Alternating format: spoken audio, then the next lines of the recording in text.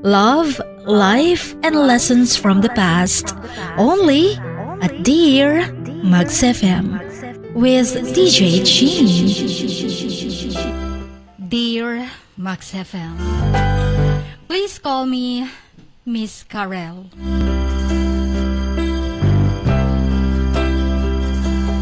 Pwede na ring Miss Kay. Chin, kayo ba naramdaman nyo rin minsan?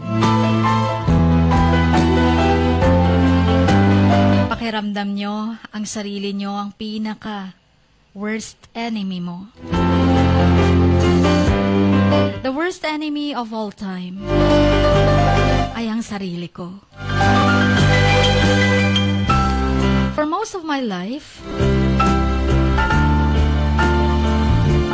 I've been lost. Not necessarily lost like I did not know where I was. Yun bang wala kang direksyon sa buhay? Yun bang gumagala ka lang pero walang direksyon? Walang patutunguhan? Ni hindi ko alam kung anong goal ko, kung anong role ko, at ano ang mission ko sa mundong ito. Time and again, I have tried to set my sights on something. Nagtry ako mangarap. Sinubukan kong magkaroon ng ambisyon. Sinubukan ko ding enhance ang talents ko at skills ko. Yung mga bagay na something to orient me. Something to help me navigate life. So, nagsimula ako sa mga hobbies. Sinubukan ko ding mag-TikTok. Sinubukan ko din kung ano ng mga live selling. Mga self-improvement activities. Iba't ibang career. Iba't ibang business. Tapos, iba't ibang relasyon. Pakikipagrelasyon. Naniniwala ako nun na kapag makipagrelasyon ako, I'll get the pleasure I would find happiness. Pero, nakakadismaya lang. Nakakatakot din at the same time. Nothing could ever truly sustain my interest. Wala eh. Walang nagtagal. Walang nagtagal na career. Walang nagtagal na hobbies. Wala ding nagtagal na talent. At lalong-lalo na't walang nagtagal na relasyon. Nothing ever drove me to keep going. Parang kulang ako ng motivasyon or motivation. Kulang na kulang ng inspirasyon. As a result, lahat ng mga hobbies ko, lahat ng mga trainings na natutunan ko, mga habits, mga relasyon, na akala mo ini-enjoy ko pero wala talaga sa totoo lang na naging passionate ako doon. Parang napipilitan lang. Parang hindi ko gusto ang ginagawa ko. Siguro marami ding makaka-relate nito kapag once depression na ang kalaban mo. Kalaban mo ang sarili mo at sarili mo lang din ang makakagamot nito. May isa kong kaibigan na sinabi sa akin na ano pa ba ang kailangan ko sa sarili ko? Kailangan pa bang hanapin kung alam mo lang kung saan matatagpuan ang sarili mo? Tayo lang makakagamot ng pakiramdam na to. Tama nga din siya. Parang naghihintay pa ba ako ng Pasko, ng miracle? And I just had no idea what kind of a miracle. Ang alam ko lang, that there was nothing in this world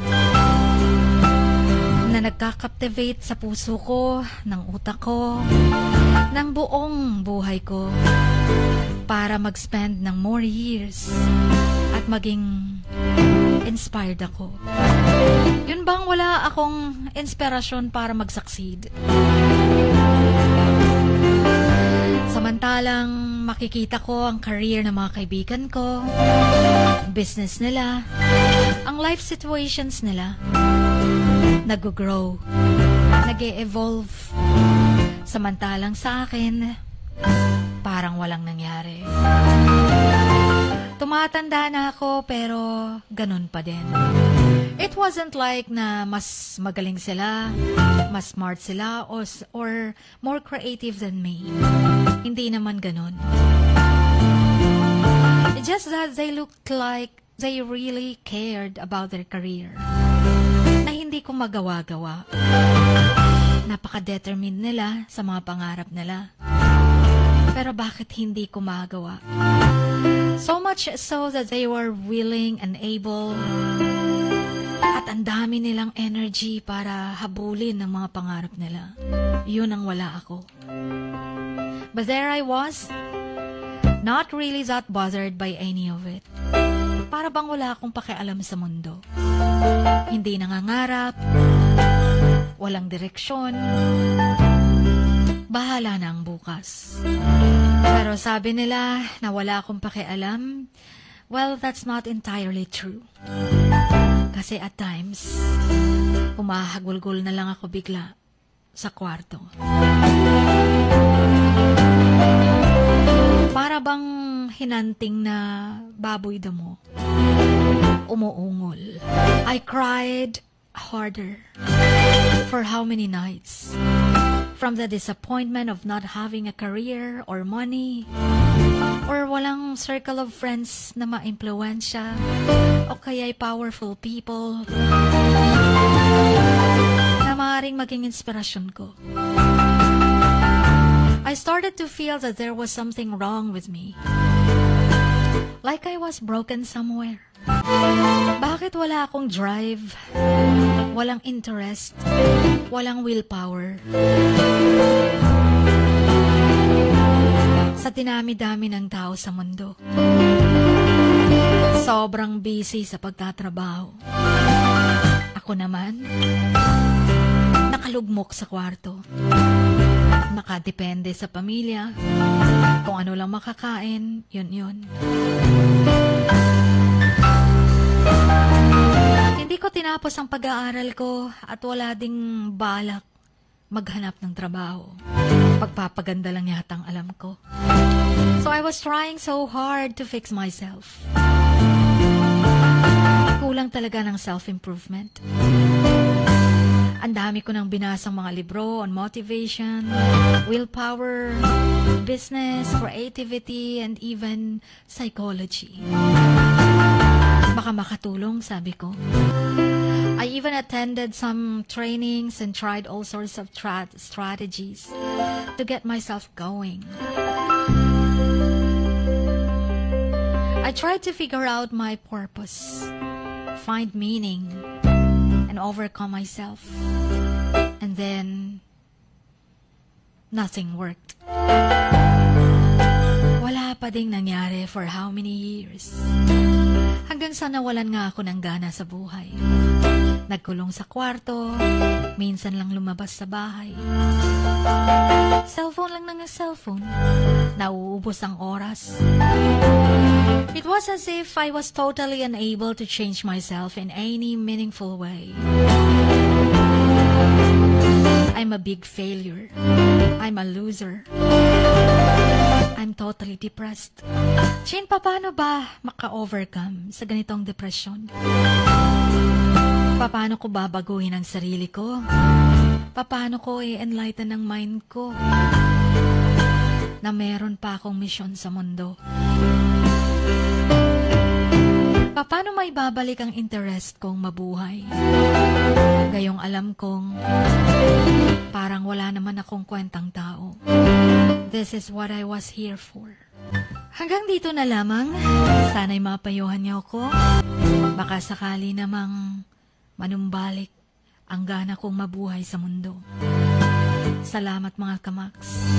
Hanggang dito na lamang ang inyong kamaks, Miss Karel.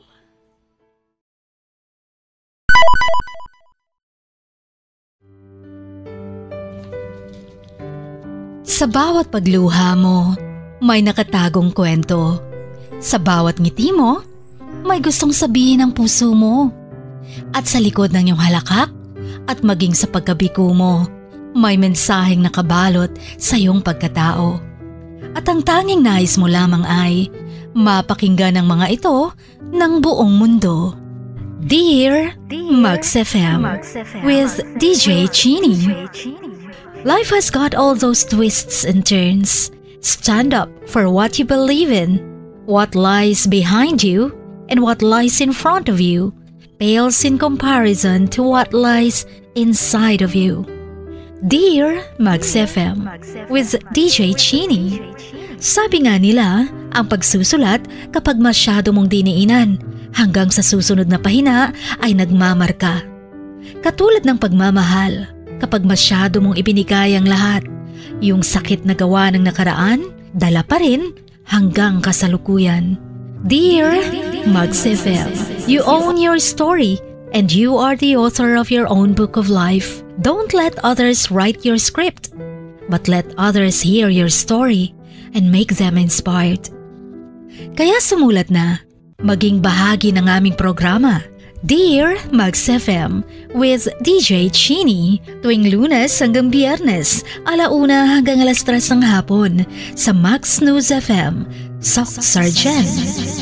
Love, life, and lessons from the past, only at Dear Max FM with DJ Chini.